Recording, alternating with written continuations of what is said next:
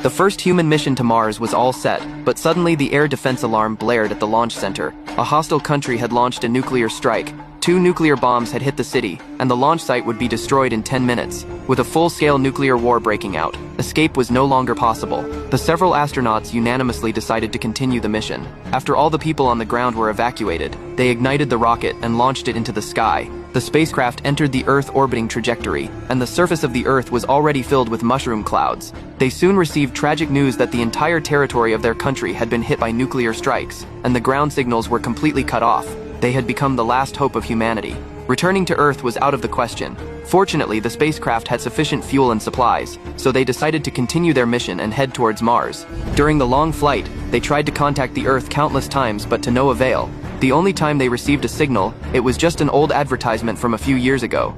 However, the astronaut Carl continuously noticed something strange. First, he saw a strange figure during maintenance, and then he found that the ferric hydride that should have been on the outer wall of the toilet was missing.